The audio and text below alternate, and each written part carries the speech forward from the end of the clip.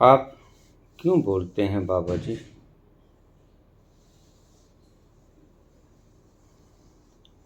आपके बोलने में किसी प्रकार का लोभ लालच नजर नहीं आता। न आपकी कोई फीस है, न कोई मान और सम्मान की इच्छा प्रतीत होती है, क्योंकि आप किसी से मिलते ही नहीं। नहीं किसी अन्य तरह से मैंने विचार करके देख लिया, फिर भी आप क्यों बोलते हैं? लोग भद्दे भद्दे कमेंट करते हैं, लोग उलट पुलट बोलते हैं और आप शांत रह जाते हैं। कृपया इसका जवाब हो सके तो जरूर देना। आचार्य मुरलीधरन।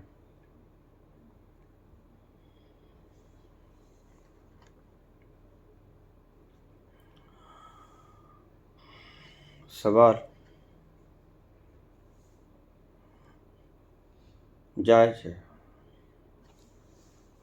पूछना भी चाहिए। प्रत्येक को लगेगा कि जब बुद्ध के ऊपर लोग थूक जाते हैं, गालियां निकालते हैं, मारने की चेष्टा करते हैं, फिर भी बुद्ध क्यों बोलते हैं?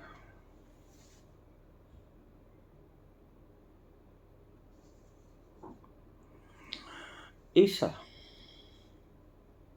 क्यों बोलते हैं? सूली लटका दिए जाते हैं, फिर भी बोलते हैं। मंसूर हाथ पांव काट दिए जाते हैं, सारा शरीर खंड खंड कर दिया जाता है, फिर भी क्यों बोलते हैं? प्रश्न ठीक है, कुछ लोभ नजर नहीं आता ईसा की बातों में, मंसूर की बातों में।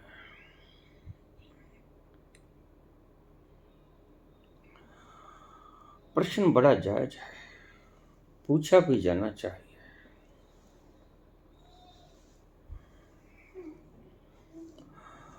खून दिल पीने को और लख्ते जिगर खाने को,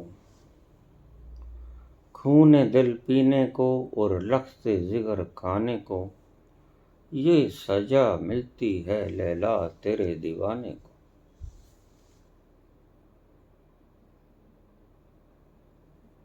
क्या है जो बुद्धों को बोलने पर विवश करता है?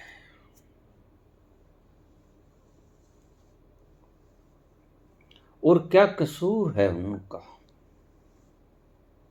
कसूर है, आपको पता नहीं, गहरा कसूर है, आपकी समझ में शायद कभी ना आए।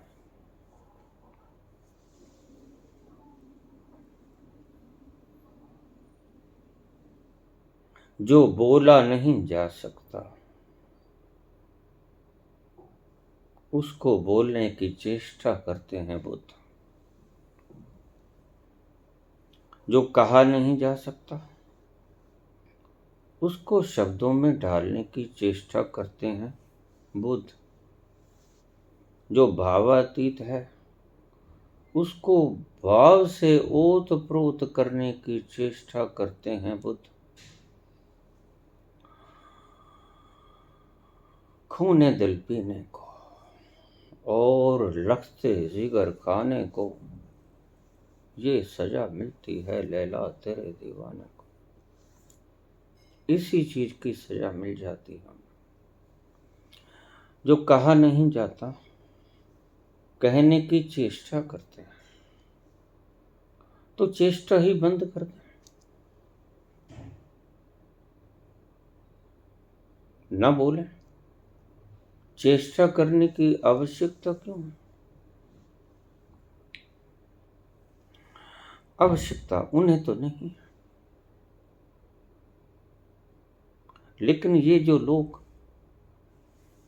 दुखी हैं, लटके हुए चेहरे, सामाजिक बंधनों से त्रस्त, सामाजिक बंधनों से त्रस्त, दुखियारे, चेहरे पर खुशी की कोई मुस्कान नहीं। उनको देखकर मन पिघल जाता है।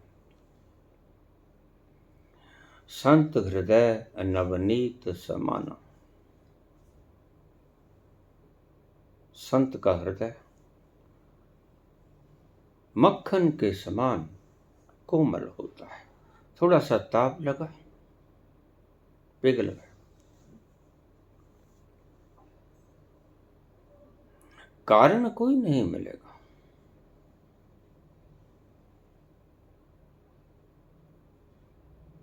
कारण तो सिर्फ वही मिलेगा जहां वास्तव में ही कोई तमन्ना है। अन्यथा बुद्ध के भीतर कोई कारण न मिलेगा, कबीर के भीतर कोई कारण न मिलेगा।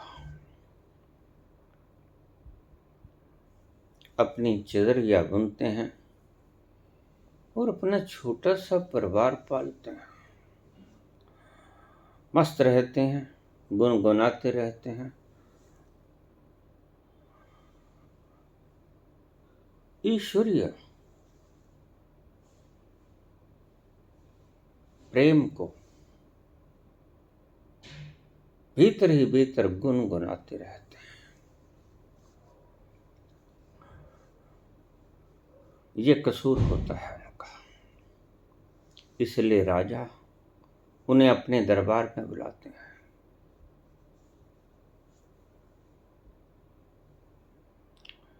असल में ये लोग जो दुखी हैं और ताकत में हैं,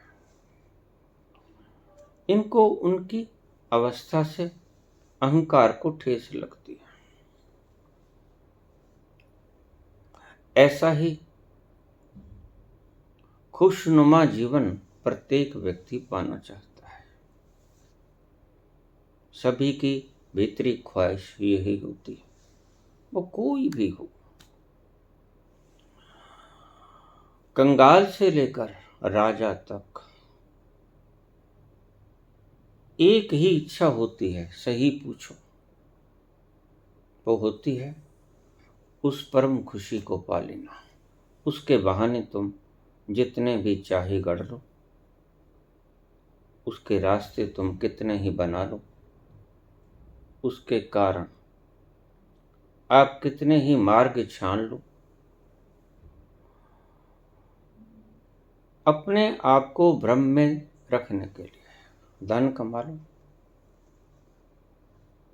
सिंहासन कमा लो, बाल बच्चे कमा लो, जमीन जायदाद कमा लो, बड़े अफसर बन जाओ, न्यायकारी बन जाओ, कुछ भी बन जाओ, लेकिन कामना जब गहरे जाओगे तो पता चलेगा कि कामना अभी बाकी है, तृप्त हुए नहीं। जो समझा था ये मिल जाएगा, तृप्त हो जाएंगे, मिल गया, ज्यादा ही मिल गया, तृप्ति नहीं हुई। आखिर में पाते हैं हाथ खाली रह जाते हैं। ऐसे लोगों की तरफ देखकर उन्हें स्वयं पर ग्लानि होती है, भीतर भीतर। बाहर से चाहे बुलाएं चाहे ना बुलाएं, बताएं ना बताएं,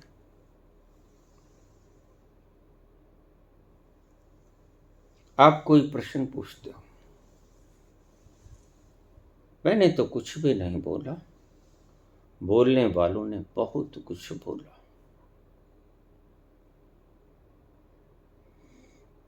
लेकिन उनसे पूछोगे वो कहेंगे बोला लेकिन बोल ना पाया, बोल ना पाया, चाहता था बोलना, बोल कहाँ पाया।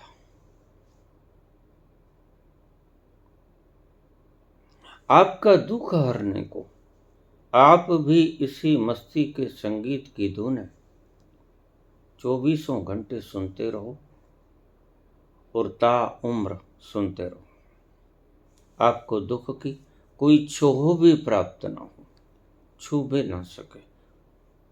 ये संत की इच्छा होती है। असंत की इच्छा होती है कि कोई सुखी ना हो, कम से कम मेरे से ज्यादा सुखी तो ना हो, सबसे ज्यादा सुखी मैं ही हूं। बस यही फर्क है संत और असंत में। आप प्रश्न पूछेंगे, समझ लेना बात को, निश्चित ही वह दुख से आया होगा। क्योंकि एक बात तुम्हें समझा दूं, जिस दिन तुम सुखी हो गए आपके प्रश्न गिर जाएंगे। मैं बहुत बार बोला, प्रश्न फिर भी आते हैं, मैं समझता हूं आपके प्रश्न का मतलब कि अभी आप सुखी हुए नहीं, और जब तक आप प्रश्न करते ही रहोगे जब तक आप सुखी हुए ही नहीं। आपकी मजबूरी है, कर भी कह सकते हो, सभी कुछ इनकार कर दोगे, मिटा दो ये दुनिया। तुम्हारी है, तुम ही संभालो ये दुनिया। ये दुनिया अगर मिल भी जाए तो क्या है, ये दुनिया अगर मिल भी जाए तो क्या है, कुछ अच्छा नहीं लगता।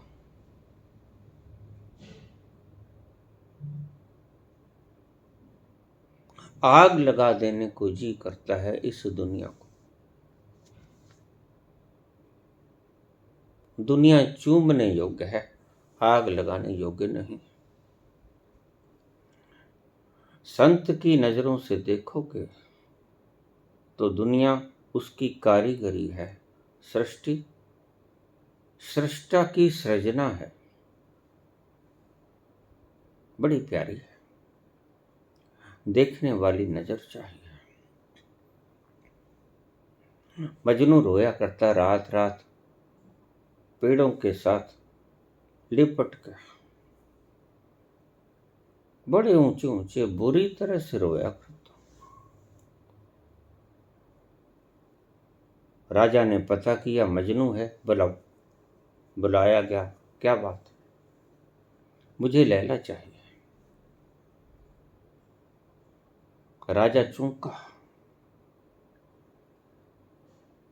मेरे राज्य में ऐसी औरत, मैंने सभी उठवा ली, ऐसी औरत कौन बाकी रह गई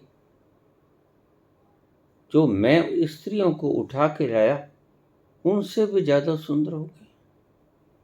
बुलाया गया, देखा काली कलूटी लैला, जिसके प्रेम में मजनू दीवाना हो गया था। देखा, झांका, अच्छी तरह से परखा, पारखी था स्त्रियों को।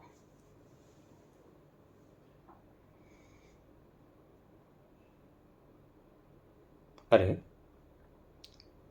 ये व्यक्ति अवश्य पागल हो गया लगता है, छोकरा। बुलाया मजनू को, अरे पागल, इतना रोया करते हैं महज एक औरत के लिए?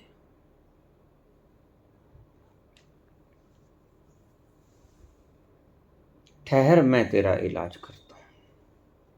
मेरे हरम में जितनी रानियां हैं उनमें से जो तुझे सर्वश्रेष्ठ लगती वो ले जा। सबको देख ले, परख ले, झांक ले, आंखों में झांक ले, जो तुझे अच्छी लगे, वो चाहे मुझे सबसे प्रिय भी क्यों ना हो, लेकिन तुम्हारे रोने पर मैं उसको कुर्बान कर दूंगा। तू रोता बड़े बुरे ढंग से है, मैं खुद भी रोने लग जाता हूँ। सच पूछो तो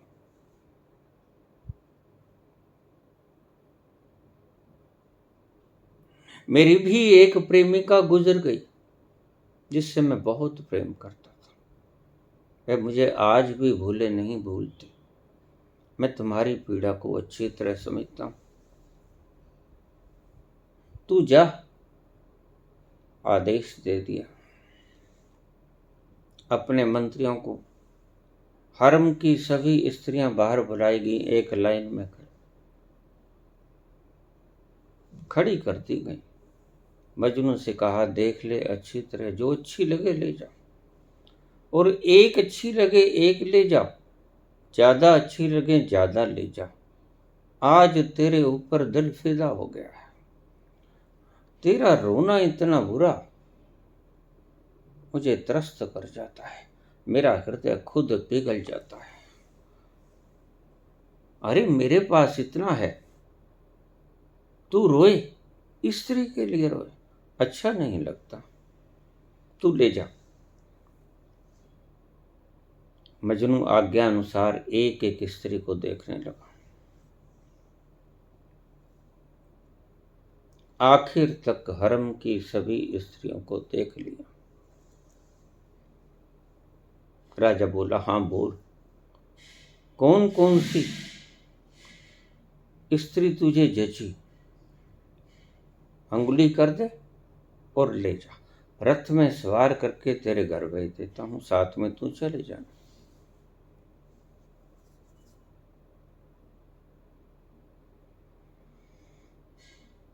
मजनू कहता, राजा इनमें लैला तो कोई है ही नहीं।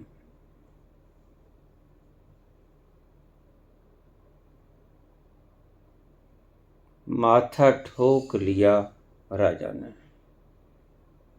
अवश्य ही तू कोई पागल होगा, पगले मूर्ख, अरे मूढ़मती। तूने तो आज मेरी परख की ही बेइज्जती कर दी। चुन चुन के उठा के लाया था और तू कहता लैला तो है ही नहीं।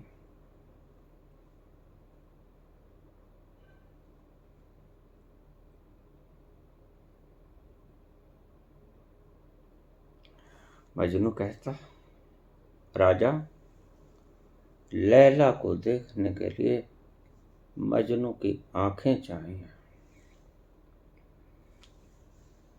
लैला को देखने के लिए मजनू की आंखें चाहिए।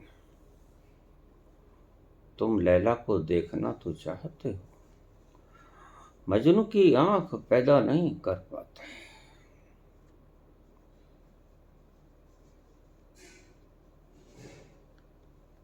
प्रश्न पूछते हो, निश्चित रूप से प्रश्न दुख से आया, क्योंकि जब तुम दुखी हो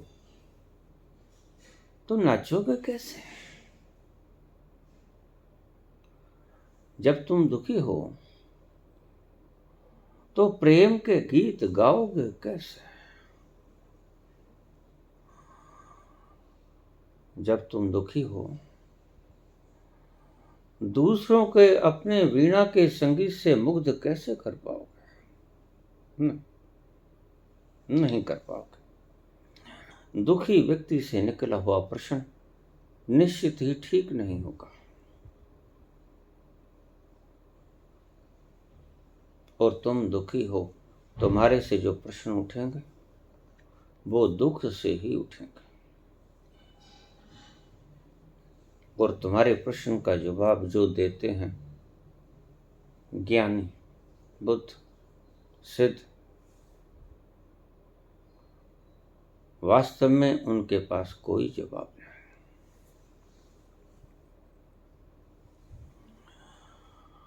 वो जवाब देंगे,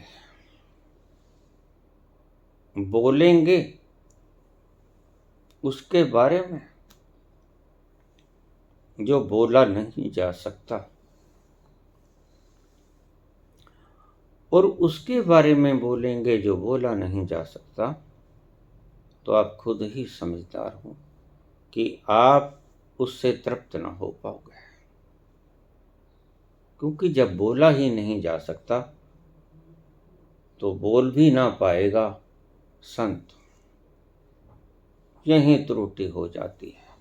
इसको आप सर्कल में रख लेना बात को। ये मुख्य त्रुटि है जो सभी बुद्धों के द्वारा हुई, अनजाने में नहीं, जानबूझकर हुई। पता है, he can not be explain, उसकी व्याख्या नहीं की जा सकती, वो डिफाइन नहीं किया जा सकता, उसके बारे में एक शब्द भी बोला नहीं जा सकता। उसकी विराटता तोली नहीं जा सकती, फिर भी बोलते हैं। तुम्हारे इन दुखी चेहरों को देखकर बोलते हैं, तुम्हारे इन दुखी प्रश्नों को देखकर बोलते हैं। बोलते हैं, कोई कारण तो होगा। पूछा आचार्य श्रीधर,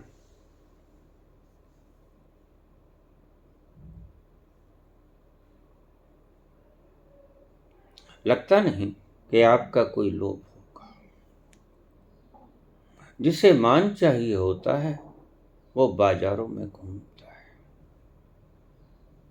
जिसे धन चाहिए होता है वह फीस रखता है, आयोजन करता है शिविरों का, नई नई चीजों का।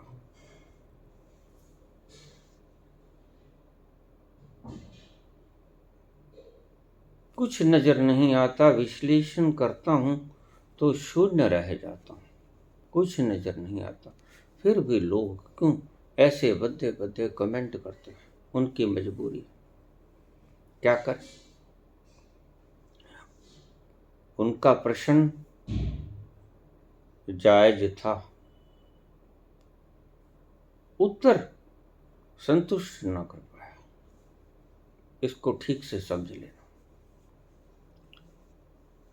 दुखी व्यक्ति का प्रश्न ठीक, संतों का जवाब गलत। आज तक किसी संत ने किसी दुखी व्यक्ति के प्रश्न का ठीक जवाब नहीं दिया, वो चाहे बुद्ध हो, चाहे ईसा हो, चाहे कृष्ण हो। ठीक जवाब नहीं दिया। क्यों? क्योंकि जब जवाब दिया ही नहीं जा सकता, शब्दातीत है, भावातीत है, लिपियों में नहीं आता, भावनाओं में नहीं आता, तो संत भी क्या करे। निश्चित ही जो बोलेगा वो तुम्हें तृप्त नहीं कर पाएगा। याद रखना, मैं एक शब्द प्रयोग कर रहा हूं तुम्हें, जबकि वास्तव में तुम जो हो वो तो परम तृप्ति हो। तुम्हें जो तुम अब मानते हो, तुम्हारी खोपड़ी को, तुम्हारी बुद्धि को, तुम्हारे मन को वो संतुष्ट नहीं कर पाते, प्रभावित कर पाते हैं। ये समझ लो। They can impress your mind, not solve the situations of your annoy. तुम्हारे दुख की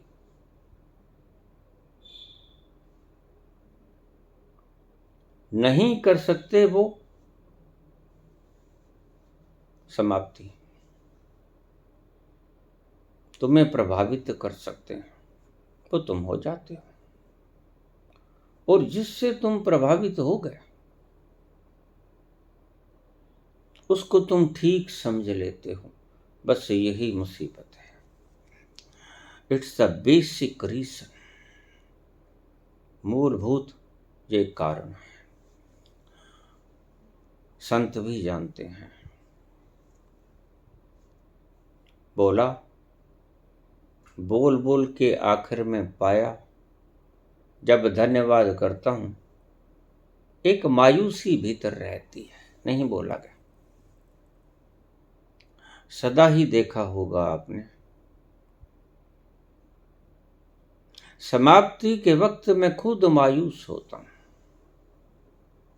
जिसे बोल देना चाहिए था, जिसे उंडेल देना चाहिए था, वो उंडेला नहीं गया।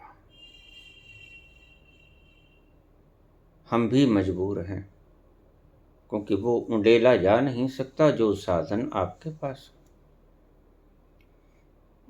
शब्दों से परे, भावों से परे, भावातीत शब्दातीत, बोलोगे कैसे, समझाओगे कैसे। आपका प्रश्न बिल्कुल ठीक है, आप ईमानदार हैं, लेकिन बेईमान गुरु भी नहीं है। गुरु करुणावान है। आप ईमानदार हैं, बिल्कुल सही बात कही आपने कि हम दुखी हैं। अगर नहीं भी कहते तो आपका प्रश्न बता देता है कि आप दुखी हैं। संत पहचान जाता है। अगर कोई भी प्रश्न अभी बाकी है तो आप दुखी हैं, तो आप कहो या ना कहो। आप चाहे ये कह दो कि मैं सुखी तो बहुत हूं, लेकिन मेरा एक प्रश्न है, बस संत यहीं से समझ जाएगा। जो दुखी होते हैं वो प्रश्न करते हैं, जो सुखी होते हैं वो प्रश्न करते ही नहीं। ठहरा हुआ मन प्रश्न करता ही नहीं। जहां जहां आपका मन ठहरेगा, ख्याल करना, वो पल, प्रेम के पलों में कोई प्रश्न नहीं उठता। संभोग के पलों में, पीक पॉइंट पर कोई प्रश्न नहीं उठता। सिर्फ उसको पिया जाता है, प्रेम को पिया जाता है, प्रेम पर प्रश्न नहीं होता।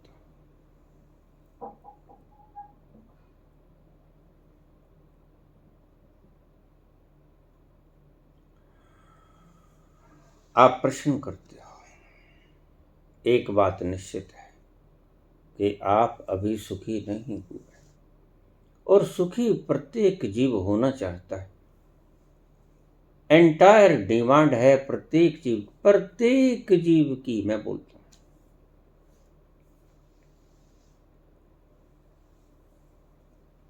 और वह पी लेना चाहता है उस अमृत बूंदों को जो आपने शब्दों के द्वारा, भावों के द्वारा प्रस्तुत किए। आपने बिल्कुल ठीक किया। जितना बोला जा सकता बोल दिया, जितना भावनाओं में आता भावनाओं में भी ले आए, एक्सप्रेस कर दिया।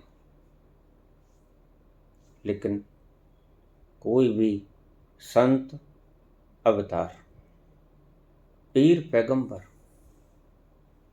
उसके बारे में आपको ठीक ठीक से नहीं बता पाएगा। He is not only unknown but also unknowable. बतलाया भी नहीं जा सकेगा।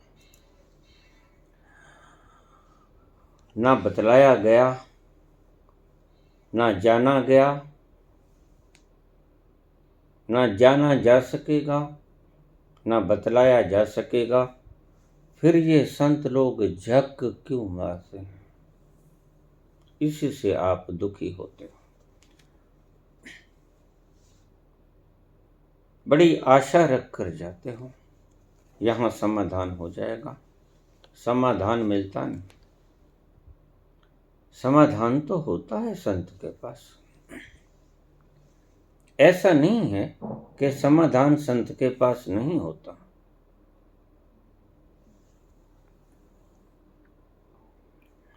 लेकिन समाधान उसका स्वयं का हुआ होता है,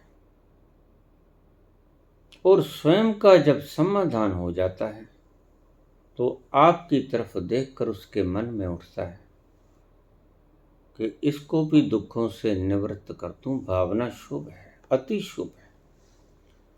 कोई लालच, कोई लोभ कोई कारण नहीं है, अकारण।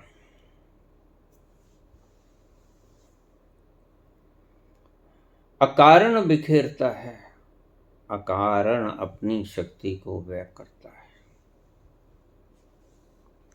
कारण बिन रघुनाथ कृपाला। रघुनाथ कृपा करते हैं किसी कारण के वश में नहीं।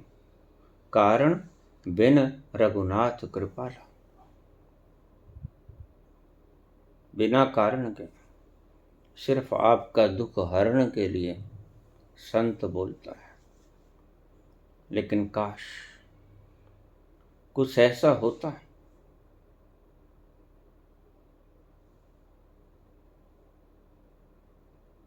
जो आपका दुख दूर किए जाता। कुछ ऐसा नहीं, इतना सस्ता वो है नहीं। समाधान तो है, उसके खुद का समाधान हो गया। समाधि का मतलब भी यही होता है, जहां जाकर सभी समाधान हो जाएं, कोई प्रश्न बचे ना, सभी प्रश्न गिर जाते हैं। लेकिन वो समाधान ऐसा बताया नहीं जा सकता, cannot be expressed in words are in emotions. शब्दों में या भावनाओं में वह प्रकट नहीं किया जा सकता, मजबूरी है। अन्यथा संत तो चाहता है कि इसी क्षण आप सुखी हो जाएं, इसी क्षण आप भी गोते लगाने शुरू कर दें उस अमृत के सरोवर में।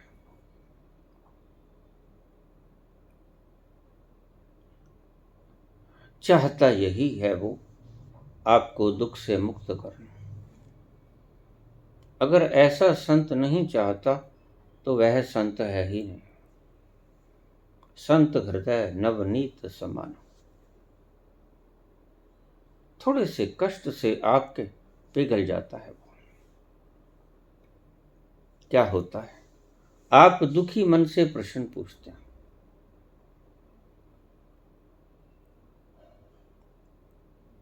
प्रश्न चाहे नम्रता पूर्वक पूछते हैं, लेकिन मन भीतर से दुखी होता है। जो मन तृप्त नहीं है वह दुखी ही है, और अभी आप तृप्त नहीं।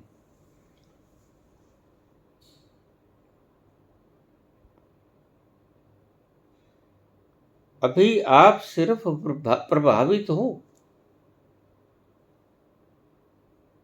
डॉलरों से प्रभावित हो गए, गद्दियों से प्रभावित हो गए, शिक्षा से प्रभावित हो गए, पावर से प्रभावित हो गए, अपनी तार्किक शक्ति के साथ प्रभावित हो गए।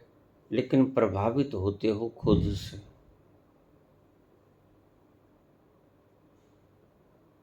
समाधान नहीं होता, तृप्त नहीं होते, बस यही मुश्किल है। और गुरु के शब्द भी आपको सिर्फ प्रभावित ही कर पाते हैं। ध्यान रखना मैं क्या बोल रहा हूं, तृप्त नहीं कर पाते। तृप्ति का तो एक पल आपने कभी जाना ही नहीं। ध्यान रखना, जो मैं बार बार बोलता हूं, सतोरी की झलक जब तक वो नहीं मिलेगी, तृप्ति का स्वाद तुम चख ही नहीं पाओगे। उससे पहले के चखे स्वाद संसारिक स्वादों से कोई ज्यादा भिन्न नहीं होंगे। बस क्वांटिटेटिव फर्क होगा, लेकिन सतोरी का खुशी और संसार के पदार्थों की खुशी, सुविधाओं की खुशी, इसमें क्वांटिटेटिव फर्क नहीं है। ध्यान से समझते जाना, इसमें क्वालिटेटिव फर्क है, बिल्कुल अलग तरह का गुणात्मक फर्क है दोनों में, संसारिक स्वादों में और सतोरी के स्वाद में। समाधि के स्वाद में। क्वालिटेटिव फर्क है, क्वांटिटेटिव फर्क नहीं। मात्रा का फर्क नहीं, गुणात्मक फर्क है। संसार की सारी सुविधाएं मिल जाती हैं, बहुतों को मिल जाती हैं, तृप्त नहीं हो पाते। और बुद्ध हाथ में भिक्षा पात्र उठाए तृप्त हो जाता है। क्या हुआ? राज सिंहासन था, छोड़ दिया, क्योंकि उन्हें पता चला कि संसारिक सुविधाओं में तृप्ति नहीं। भागे, सब कुछ था, राजपाट था, जमीन जायदाद थी, सेवक थे, नगर निवासी थे, प्रजा थी, पत्नी थी, पुत्र भी हो गया था, सब कुछ था। लेकिन फिर क्यों भाग गए? यह तथ्य पता चल गया कि इन सभी सुविधाओं में मात्रात्मक फर्क है। कुछ और ऐसा चाहिए, वो पता नहीं क्या है। He is unknown to me. Buddha को जो नहीं है, जिसके कारण तृप्त हो जाता है मानव, वो पता नहीं क्या है, उसकी खोज में चल पड़े। अननोन की खोज में, अज्ञात की खोज में, अज्ञेय की खोज में चल पड़े। ध्यान रखना, अज्ञात और अज्ञेय शब्द बिल्कुल ठीक है। ना वो जाना जा सकता है, ना वो जाना गया है किसी के द्वारा भी। तो फिर संतों ने बखान कैसे किया? पी कर बखान होता है, टेस्ट, कहा नहीं जाता।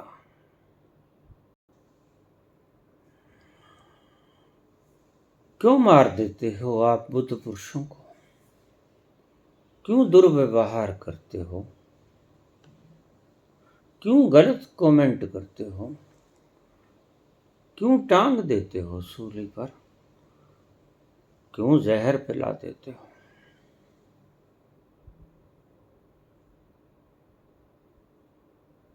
ऐसे ही जहर नहीं पिलाते, आप बिल्कुल ठीक हो, हैरान मत होना, आप ठीक हो।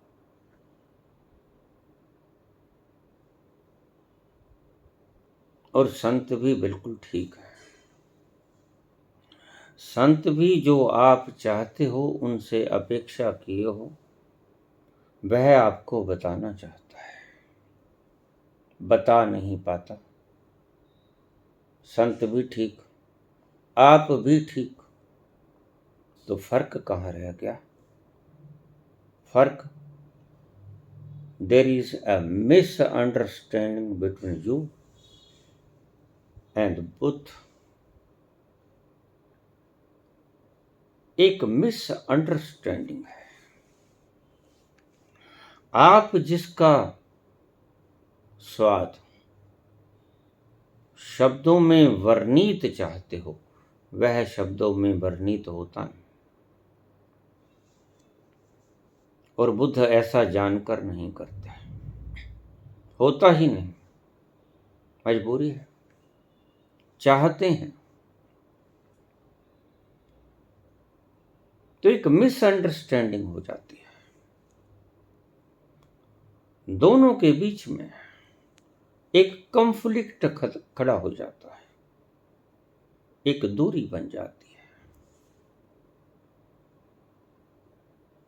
उस कॉन्फ्लिक्ट के कारण आप बुद्धों को मार देते हो, दुर्व्यवहार करते हो, गालियां निकालते हो। आज लोग फिर भी भले मानस हो गए, अच्छे बुरे कमेंट करके ही काम चला लेते हैं। लेकिन पहले के लोग ज्यादा आतताई थे, मार ही देते थे, छीन ही लेते थे उसका शरीर, जिसके द्वारा किसी का भला हो सकता था। आप मारते तो नहीं, जीवन तो नहीं हरते, इतना ही आपका धन्यवाद।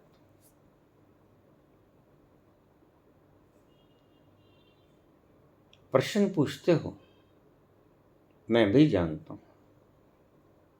प्रश्न बड़े एकाग्रता से हम बताते हैं, प्रेम पूर्वक आपको बताते हैं।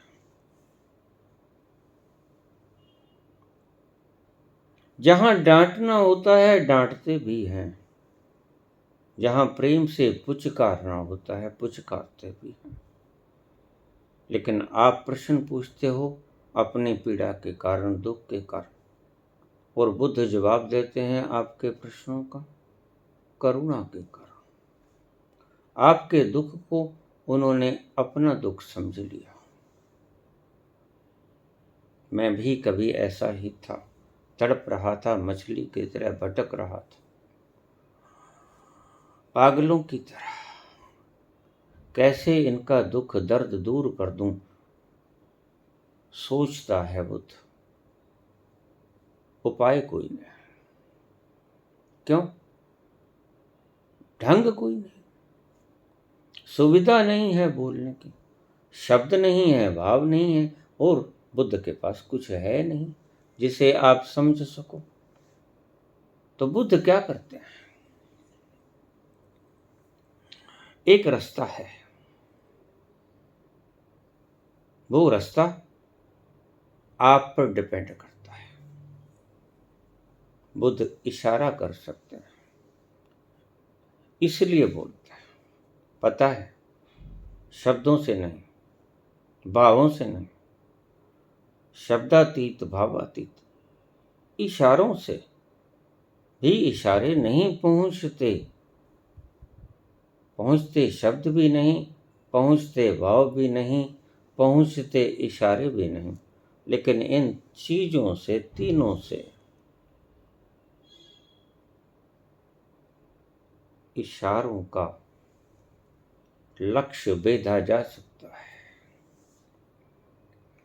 अर्जुन ने जब तीर चलाया मछली की आंख में, तो मछली की आंख में जाके तीर नहीं लगा दिया, इशारे की सीध में। इशारा समझ गया था। तीर का फलक मुंह बिल्कुल मछली की आंख की तरफ कर दिया। अंदाजा लगाया कितनी गति से चल रही है ये मछली, और कितनी गति से मेरे लक्ष्य में प्रवेश कर जाएगी। इंतजार किया, एक दो बार देखा, समझ आ गई। बड़ा तीरंदाज था कि बिल्कुल मछली के अंडे के भीतर लगेगी जाकर। और जब दो तीन बार देख लिया, परख लिया, बिल्कुल ठीक पाया निशाना अपना, तो फिर तीर चला ही दिया, और तीर मछली की आंख में घुस गया।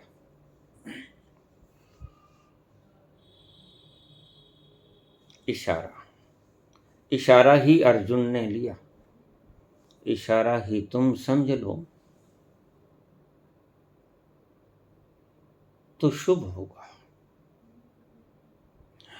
ये भ्रांति छोड़ दो कि हम आपको शब्दों में समझा पाएंगे। शब्दों में तो मैंने पहले ही कहा, ना कोई अवतार, ना कोई सिद्ध, ना कोई बुद्ध, कोई भी आपको समझाने में समर्थ नहीं। गीता भी असमर्थ है, वेद भी असमर्थ है, सभी शास्त्र असमर्थ हैं। समझाते हैं, लेकिन वाणी के द्वारा, शब्दों के द्वारा, भावों के द्वारा उससे आप समझ नहीं पाते। तो समझने का एक उपाय बचता है, ये शब्दों का इशारा जाता कहाँ है? तो ऐसा कब कर पाओगे? जब शब्दों को छोड़ दोगे। तो सबसे पहले आपने क्या करना है?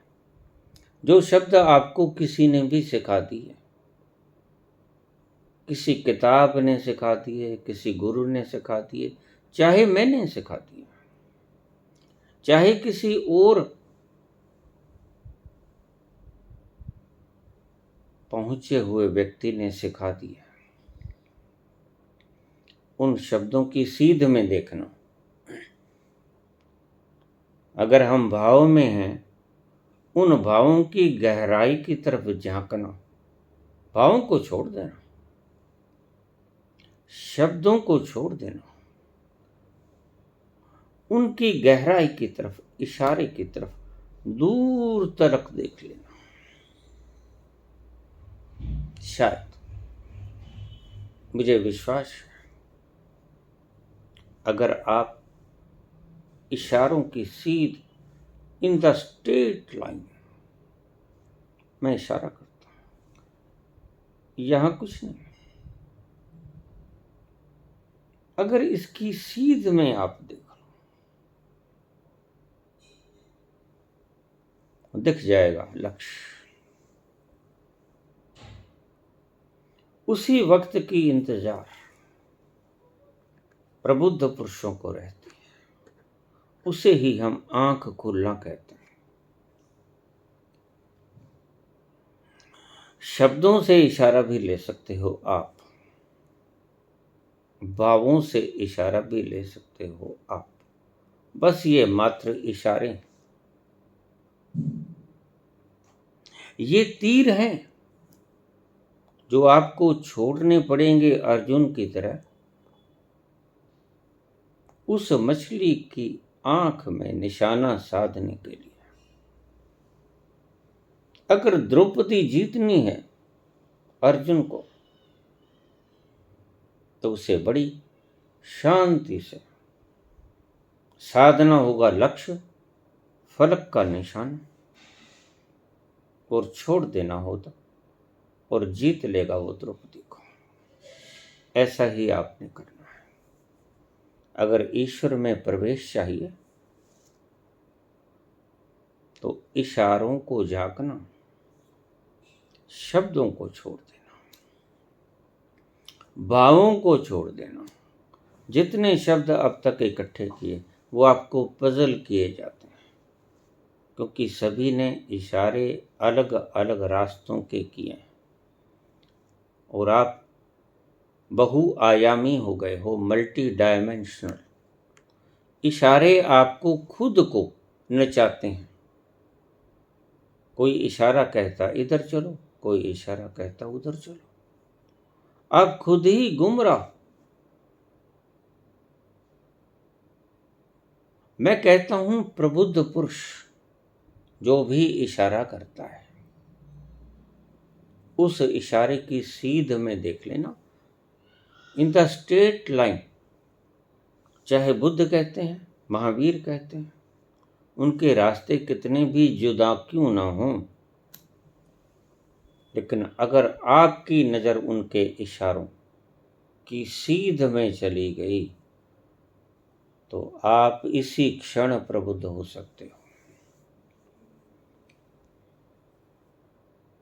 कचरा छोड़ना पड़ेगा, कचरे को छोड़ दो एक बार। बहुत ढो लिया, कब तक ढोते रहोगे? बदबू के सिवा इस कचरे से कुछ सुगंध ना आई। भार है इस कचरे में। आपके दिमाग के ऊपर इन शब्दों का, इन शास्त्रों का, वो चाहे वेद हों, चाहे उपनिषद हों, चाहे गीता हो, चाहे कोई भी शास्त्र हो, भार है दिमाग के ऊपर। इस भार से मुक्त होना पड़ेगा। अगर आपने मुक्त होना है तो भार से मुक्त होइए। फिर संत पुरुष का इशारा देखिए, शांत भाव से बैठकर, और फिर उस इशारे को परखिए। अर्जुन ने लक्ष्य को बेंधने के लिए एक क्षण नहीं लगाया था,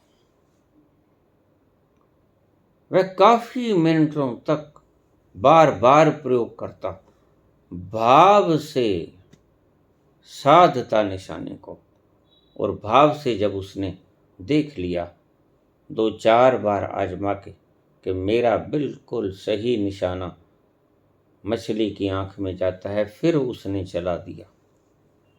तीर लगा मछली की आंख में।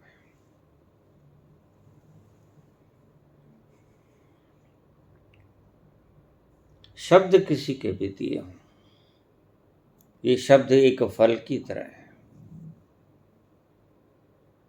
इन फलों का जूस निकाल लेना और देखिए फलों को फेंक देना।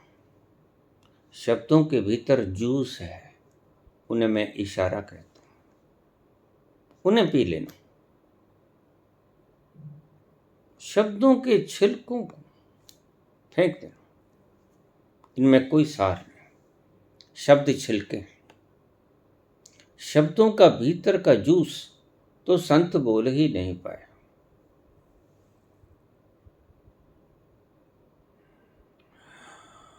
बोलते बोलते ही शब्दों का जूस निकल जाता है, क्या करें। इसलिए संत कहते हैं वह बोला भी नहीं जाता, वह कहा भी नहीं जा सकता, सदा अनकहा रह जाता है। और क्योंकि वो बोला नहीं जा सकता, अनकहा रह जाता है, और आपकी तमन्ना है कि वह कह दिया जाए, यही कॉन्फ्लिक्ट पैदा होता है, यही झगड़ा होता है आपके मन के भीतर, तूफान उठते हैं। बुद्ध जब कोई शब्द बोल देते हैं आपके भीतर तूफान उठते हैं। क्यों? वो तूफान इस चीज का संकेत है कि शब्दों में इसका जवाब नहीं मिला। बुद्ध भी मजबूर है, शब्दों में जवाब दे ही नहीं सकते, क्योंकि शब्दों में जवाब होता ही नहीं। शब्द असमर्थ हैं, भाव असमर्थ। कितना भी गुनगुनाए बाबा, कितने गुनगुनाए बाबा नानक ने, कुछ बोला नहीं, गाया। और गाते गाते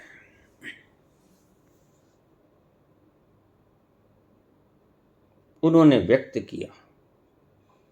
जिन्होंने पकड़ा उस संगीत को, संगीत के रस को, वह पहुंच गए। आप प्रश्न पूछते हैं, बिल्कुल सही प्रश्न पूछते हैं। आप दुखी हैं, दुखी व्यक्ति प्रश्न पूछेगा और बुद्ध उसका जवाब देते हैं, और जवाब भी बड़ी आनंदपूर्ण भाव से देते हैं कि आपका ये दुख समाप्त हो जाए, जिस दुख से ये प्रश्न निकला। लेकिन काश ऐसा हो पाता। कोई साधन नहीं आपकी सृष्टि में कि सीधा सीधा आपको जवाब दिया जा सके। आपकी मजबूरी, आप दुखी हैं, संत की मजबूरी बतलाया नहीं जा सकता, चाहते हुए भी बतलाया नहीं जा सकता। ये एक कॉन्फ्लिक्ट बच जाता है, और इस कॉन्फ्लिक्ट के कारण आप भद्दे कमेंट करते हो, आप सूली चढ़ा देते हो, जहर पिला देते हो। सोक्रेटिस पर यह इल्जाम लगाया गया, यह यूथ को गुमराह कर रहा है। ऐसा ही जीसस के ऊपर भी इल्जाम लगाया गया। भला संत किसी को गुमराह क्यों करेगा जब उसका कोई लोभ ही नहीं बचा। भूख लगती है ईसा को, मैं तुमसे नहीं मांगता। देखिए, यहीं से समझिए, जब भूख लगती है ईसा को, वो तुम्हें नहीं कहता खाना दो, वो ईश्वर से कहता है, oh God please provide me food, I am hungry. भूखा हूं मैं, मुझे खाना दे दे, तुमसे नहीं मांगता। और ईश्वर आप तक पहुंचाता है वो संदेश, प्रेरणा, और आप भोजन लेके चल देते हैं, आपको पता भी नहीं होता।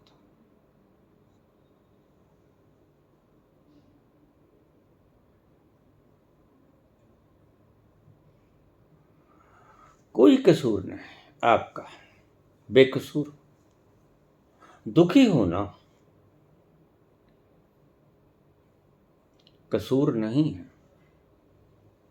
मूढ़ताओं के कारण दुखी हो, सुखी हो सकते हो। एक बात ठीक से समझ लेना, बस संत की मुस्कुराहट, संत का प्यार, संत की मिठास, संत का गुनगुनाना, संत का हृदय से गीत गाना बाबा नानक की तरह ये सिद्ध करता है कि दुख को तिरोहित किया जा सकता है। झूमता है संत चैतन्य की तरह, नाचता है संत पग घुंघरू बांध के मीरा की तरह। आपको समझ नहीं आता कि इन्हें मिल क्या गया है, और उनको समझ नहीं आता कि तुम समझ क्यों नहीं पा रहे। ये कॉन्फ्लिक्ट बरकरार रहता है, और आप तो कुछ कर नहीं पाते, आप उनको सूली चढ़ा देते हो, यूथ को गुमराह कर रहे हो, जहर पिला देते हो, यूथ को गुमराह कर रहे हो। आप भी समझते हैं कि यूथ को गुमराह कर रहे हैं, हमें गुमराह कर रहे हैं। क्यों कर रहे हैं, क्यों करेंगे? कारण भी खोजो, आखिर कोई कारण होगा। आप आराम से बैठिए, कारण खोजिए। यह क्यों गुमराह कर रहा है? बुद्ध के पास भौतिक सुविधाएं सभी हैं, मान है, सम्मान है, सुदोधन का राजा का पुत्र है, सुंदर है, अति सुंदर है, सब कुछ है। जिसकी आप कामना करते हो कि ये हो, मेरे पास हो, आप कामना करते हो, वह बुद्ध के पास है। फिर बुद्ध क्यों छोड़ जाते हैं, और फिर बुद्ध क्यों बोलते हैं घंटों घंटों, और फिर बुद्ध क्यों चलते हैं द्वार द्वार पर? कभी सोचना बैठ कर। जीवंत बुद्धों को सदा ही ऐसा होता है। जीवंत बुद्ध पर कोई थूक सकता है, आज भी थूकते हैं लोग।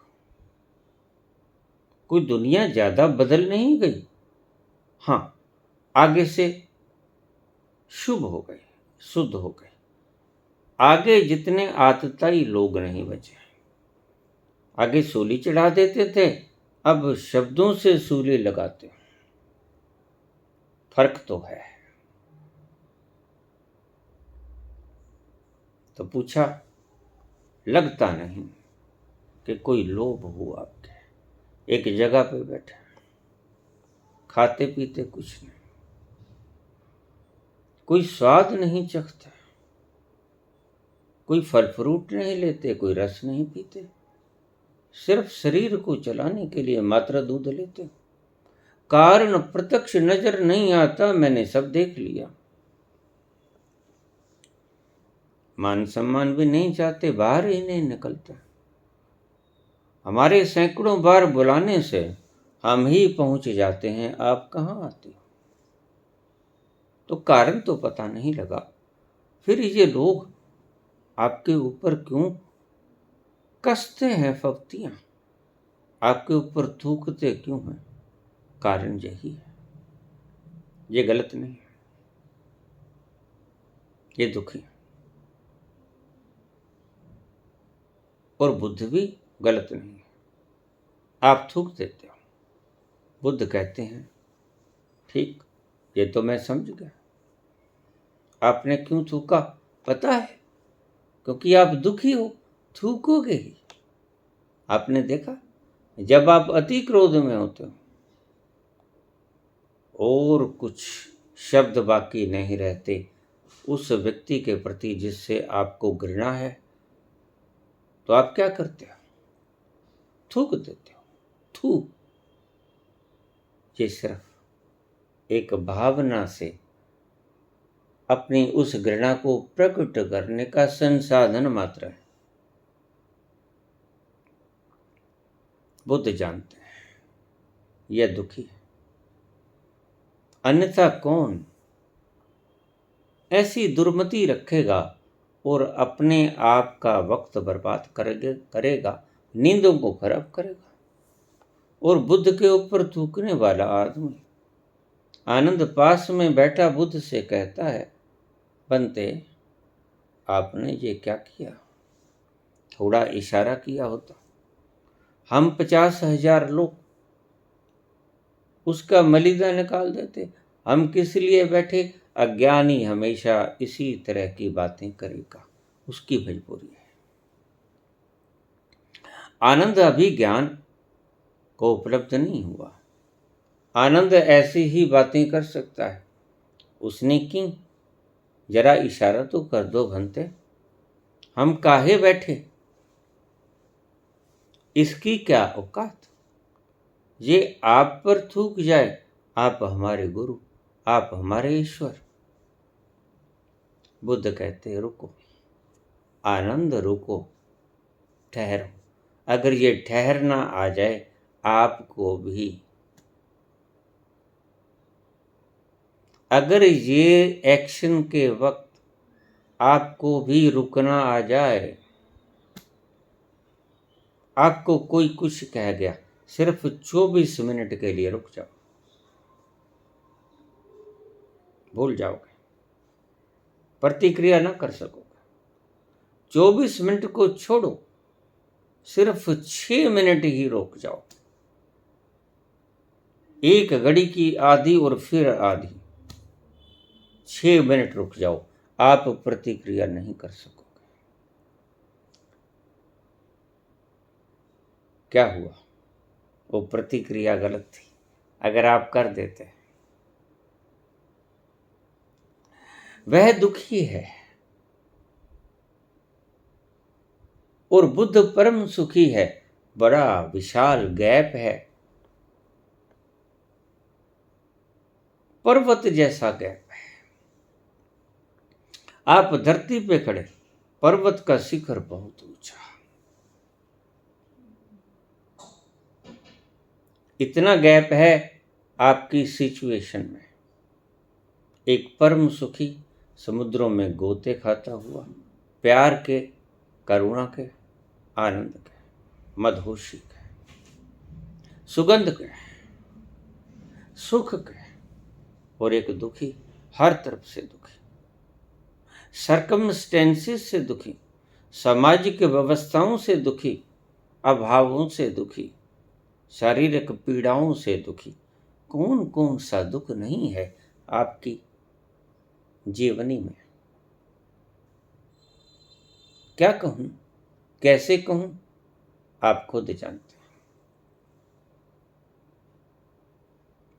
दुख से प्रश्न उत्पन्न होते हैं, बुद्ध चाहते हुए भी समाधान नहीं कर पाते, तो फिर क्यों बोलते हैं? भेजा तो खराब नहीं है उनका, मगज तो ठीक ठाक है। एक फार्मूला है, एक रोशनी है, एक किरण है आशा की। इशारा, शब्दों से आप इशारा ले सकते हो और आप गलती खा जाते हो। वो गलती है कि आप शब्दों को चमेट लेते हो, छाती से लगा लेते हो, वही गलती हो जाती है। शब्दों को छाती से मत लगाना। शब्द एक इशारा है, भाव एक इशारा है। इशारों इशारों में बात कहने की हिम्मत जुटाते हैं बुद्ध। उन्हें पता और कोई तरकीब नहीं, और आप आगे गलती फिर खा जाते हो। आप इशारों के टॉप को पकड़ लेते हो, फिर उलाहना देते हो, कहाँ है जहाँ चांद नहीं है, यहाँ सूरज नहीं है, हो भी नहीं सकेगा। बुद्ध भी जानते हैं। आप जब देखते हैं कि यह इतना बुद्ध पुरुष ऐसी गलत बात कह रहा, तो आप मन ही मन में गालियां निकालते हैं, थूकते हैं।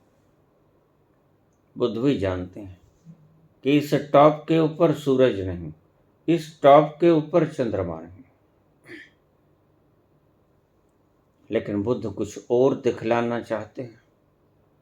बुद्ध आपको उसकी स्ट्रेट लाइन में झांकने के लिए कहते हैं। आप झांक नहीं पाते, मन मसोस के रह जाते हो, और बुद्ध के होते हुए भी आप मौका चूक जाते हो। इसके बाद तो आपको कोई इशारा देने वाला भी ना बचेगा। जब अनुभव नहीं होगा तो इशारा भी कौन करेगा? ध्यान रखना, आप गुरु को बुद्धि से परखते हो। बुद्धि का अर्थ तर्क होता है। जो आपके तर्कों को तर्क से गिरा दे, वह आपके लिए गुरु हो जाता है। लेकिन ये पैमाना गलत है। तार्किक तो सिर्फ नास्तिक होता है। भरे पड़े हैं तार्किक, भरे पड़े हैं तर्कों से। नास्तिक के पास तर्कों की बहुतायत होती है। नास्तिकों के पास तर्क ही तर्क होते हैं। किसी भी बात का जवाब शब्दों से वो काट देंगे और आपको कोई जवाब ना। बुद्ध हार जाएंगे। तर्कों के आगे बुद्ध हार जाएंगे। मेरे पास एक व्यक्ति आया, मुझे कहते, ईश्वर ने सृष्टि क्यों बनाई? मैंने कहा, तुम बना लो, मैं बना लूं? हाँ, ईश्वर ने बनाई, तुम बना लो। विश्वामित्र ने भी तो अपना स्वर्ग खड़ा कर लिया था। आप कहते हो कि ईश्वर ने सृष्टि क्यों बनाई? बुद्ध इसको 14 अव्याकृत प्रश्नों में रखते थे। लेकिन मैं आपको जवाब देता हूं कि आप बना लो। जैसे परमात्मा ने बना ली, वैसे आप सृजना कर लो। तो बोले कि मैं तो कर नहीं सकता। मैंने कहा, आपकी बात का जवाब आ गया। जरा गौर से सोचो। आप कर नहीं सकते सृष्टि की उत्पत्ति, इसलिए सृजना नहीं कर पाते। और ईश्वर ने सृजना क्यों की? क्योंकि वह कर सकता था। लेकिन ये जवाब तर्क है, ये जवाब तार्किक है, ये सत्य नहीं है। यद्यपि सत्य की झलक मिलती है। ईश्वर ने संकल्प किया, एको अहम भूष्यामि। पैदा तो उसने ही की, संकल्प के द्वारा की। कर सकता था, आप संकल्प नहीं कर सकते। कहता, मैं तो कर नहीं सकता। एक दिन वो व्यक्ति आया, कहता, मुझे उसकी सृष्टि अच्छी नहीं लगती। मैंने कहा, कोई बात नहीं, ईश्वर ने दूसरा रास्ता सदा खुला छोड़ा। शक पकाया, ये कैसी बातें कर रहे हो? मैंने कहा, जब तुम्हें अच्छी ही नहीं लगती तो दूसरा रास्ता, back door is always open. You can go away from that door. आप उस दरवाजे से बाहर जा सकते हो। कौन रोकता है? ईश्वर हाथ नहीं पकड़ेगा, इसका मैं जिम्मेवार हूं। अगर सृष्टि में खुशी नहीं मिलती तो सदा ही बैक डोर खुले हैं, और बहुत से लोग उस बैक डोर से निकलते हैं, रोज निकलते हैं। नहीं अच्छी लगती सृष्टि। बाजाए इस मोहब्बत से उठा ले पान दान अपना, उठा ले पान दान अपना। ऐसी मोहब्बत से हम तो बाज आए।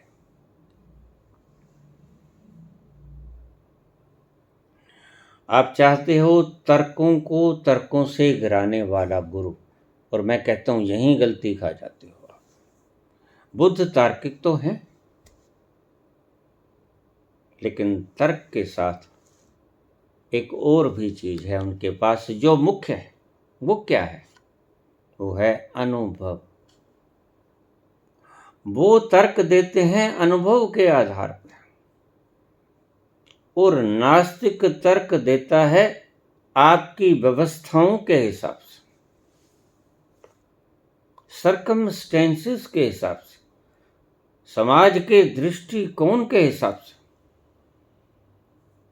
नास्तिक तर्क देता है आपको परिस्थितियों के हिसाब से। बुद्ध तर्क देते हैं आपको अपने स्वयं के अनुभव के आधार पे, यद्यपि देते हैं दोनों तर्क, क्योंकि इसके सिवा शब्द ही तो तर्क है। शब्दों में बोलने से अलावा और कोई रास्ता ही नहीं। शब्द ही बुद्ध प्रयोग करते हैं। मौन की भाषा आप समझते हैं? मौन की भाषा को छोड़िए, आप अपनी भाषा जो समझते हैं उससे अलग देश की भाषा नहीं समझते। मौन की भाषा तो बहुत दूर की भाषा। नास्तिक बोलते हैं तर्क के आधार पे, वातावरण को देखकर, कैसा समाज है, गलत है, ठीक है, ये नियम ठीक, ये गलत। बुद्ध बोलते हैं अनुभव से, अनुभव से जो तर्क निकलता वो ठीक होता है, वह इशारा देता है। नास्तिक का जो तर्क है वो बगैर अनुभव के आता है, वह सामाजिक सर्कमस्टेंस के अनुभव से आता है। और बुद्ध का जो अनुभव है वह अपने भीतर उतर के उस तल पर छू कर, उस तल पर जाकर, बैठकर, आराम करके वहां से लेके आता है वो अनुभव, और उस अनुभव से तर्क निकलता है। तर्क दोनों करते हैं, लेकिन एक का तर्क अनुभव से युक्त है, एक का तर्क अनुभव के बिना है। यही फर्क है।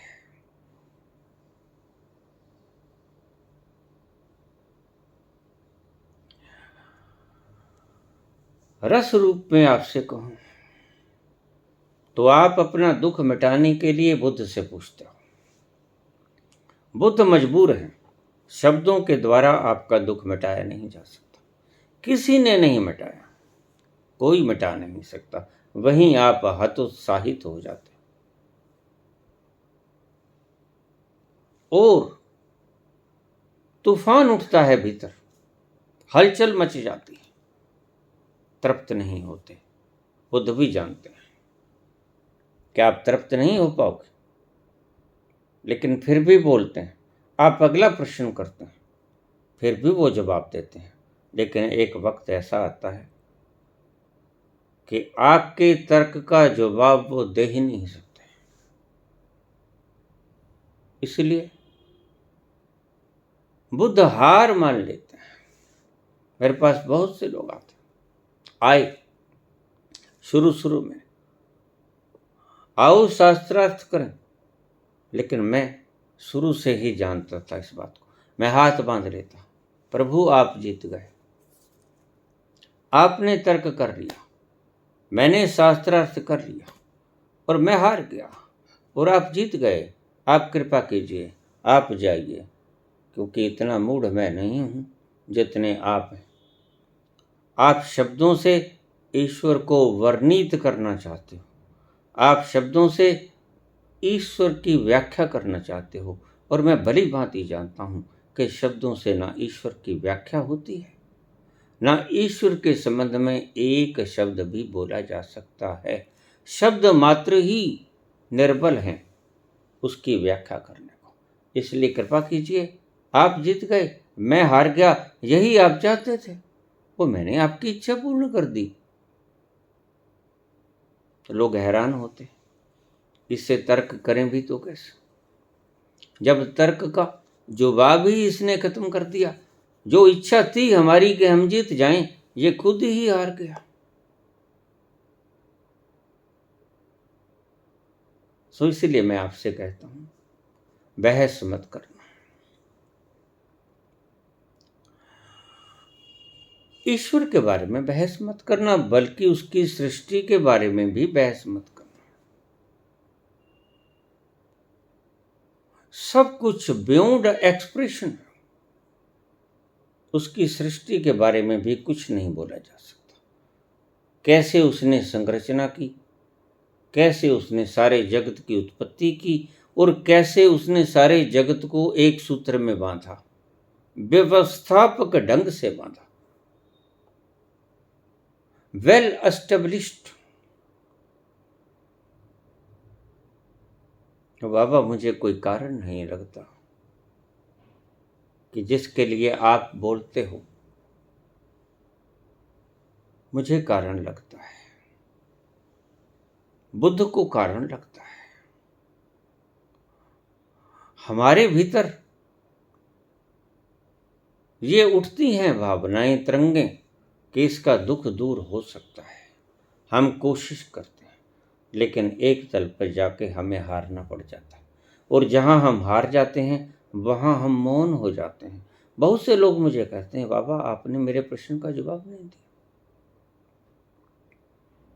वहाँ मैं हार गया होता हूँ, अच्छी तरह से समझ लेना। वहाँ मेरे पास कोई जवाब नहीं होता, क्योंकि तर्क का जवाब तर्कों से दे भी दूं तो आपको तृप्ति नहीं आएगी, और मैं चाहता हूं आपको तृप्त करना। तृप्ति आएगी नहीं, मुझे चुप होना पड़ता है। जवाब दे भी दिया तो आप तृप्त न हो पाओगे। बहुत से लोग बार बार कहते हैं, बाबा जवाब नहीं आया, बाबा जवाब नहीं आया। वहां मैं हार गया होता हूं। तर्कों से जो आप पूछते हो वो समझाया नहीं जा सकता। मैं हार गया। आप कहीं और से पूछिए ये सवाल, वो शायद आपका निराकरण कर दे, आपका निवारण कर दे। हो तो नहीं पाएगा, बखूबी मैं जानता हूं, लेकिन फिर भी जब मैं जवाब नहीं दे सकता, आप तर्क में जवाब ढूंढते हो। मैं जवाब देना चाहता हूं अनुभव के द्वारा, और आपने प्रश्न ऐसा पूछ लिया जिन अनुभवों को तर्कों में ढाला नहीं जा सकता, तो मुझे हाथ जोड़ने के अलावा मेरे पास चारा भी क्या है।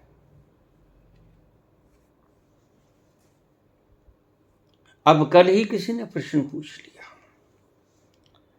हनुमान जी के पास यह सिद्धि है, शंकर के पास यह सिद्धि है, आप भी तो एनलाइटेंड हैं, आप अपने शरीर को छोटा बड़ा होने की कृपालता करो। क्या आप ये कर सकते हैं? आप कहते हो कि सर्वज्ञ सब कुछ जानता है, जो परमात्मा के उस तल पर पहुंच गया। तो जरा बताओ मुझे, प्रलय होगी नहीं होगी? कौन जीतेगा? यूक्रेन जीतेगा, रशिया जीतेगा? हश्र क्या होगा? यह प्रश्न मेरे लिए बेकार है, मगज कचाई के सिवा और कुछ भी नहीं। इसलिए देख लेना, मैं इस प्रश्न पे मौन हो जाऊंगा। ऐसे ही जो भी प्रश्न आएंगे मैं मौन हो जाऊंगा। मैं हार गया, इसीलिए हार गया कि आपके तर्कों का जवाब मेरे अनुभव में नहीं आता। मैं खुद ही नहीं जानता कि ईश्वर ने सृष्टि बनाई कैसे। आपको क्या जवाब दूं? मैं इतना जानता हूं, इसलिए बार बार कहता हूं, ऐसे प्रश्न पूछकर आप अपना समय खराब ना करो। मेरा समय तो आप खराब कर नहीं सकते, क्योंकि मेरा समय तो सदमार्ग पर लग गया। मेरा समय तो सदुपयोग हो गया।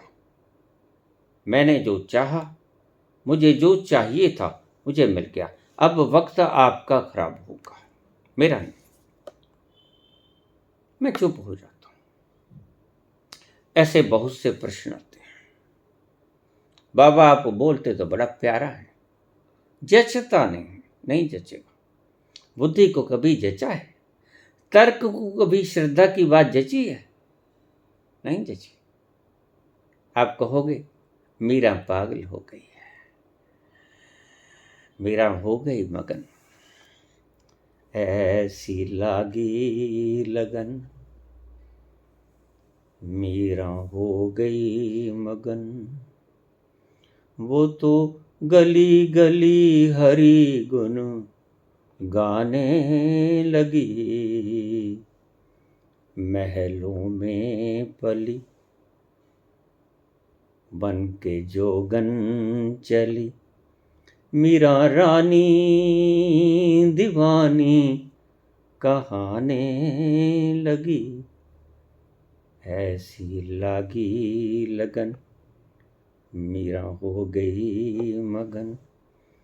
वो तो गली गली हरि गुण गाने लगी, महलों में पली बन के जोगन चली। मीरा रानी दीवानी कहाने लगी, ऐसी लागी लगन, मीरा हो गई मगन। धन्यवाद।